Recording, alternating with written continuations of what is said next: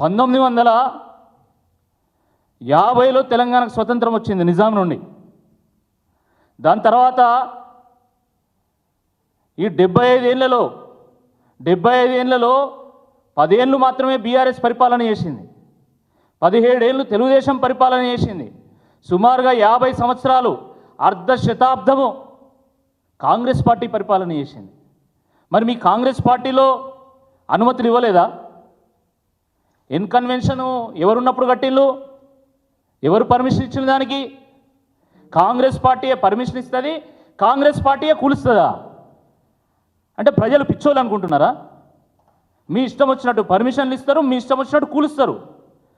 మధ్యలో నలగాల్సింది సామాన్య ప్రజలాన్ని అడుగుతా ఉన్నా.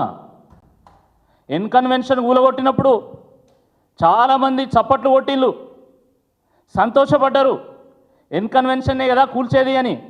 కానీ ఈరోజు జరుగుతున్నది ఏంది?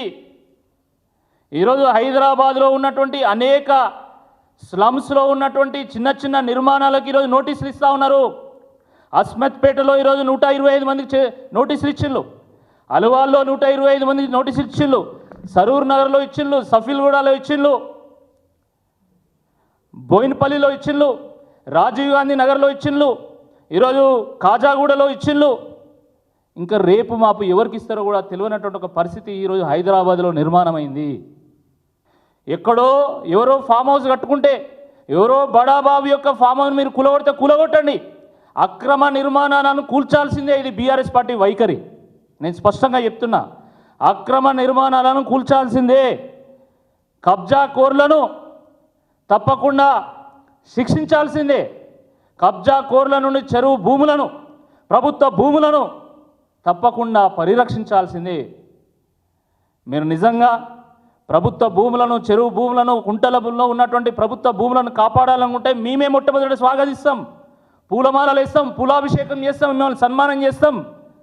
కానీ ప్రభుత్వమే అనుమతించి, ప్రభుత్వము మున్సిపల్ ట్యాక్స్ కట్టించుకొని, రిజిస్ట్రేషన్ ట్యాక్స్ కట్టించుకొని, ఎలక్ట్రిసిటీ బిల్లు కట్టించుకొని, వాటర్ ట్యాక్స్ కట్టించుకొని, మున్సిపల్ ట్యాక్సులు కట్టించుకొని ఈరోజు ఆ ప్రభుత్వం వచ్చి ఈరోజు మరి వాటిని కూలుస్తామంటే తప్పకుండా బీఆర్ఎస్ పార్టీ అడ్డుకొని తీరుతుందని చెప్పి ఈ సందర్భంగా గుర్తు చేస్తూ ఉన్నాం.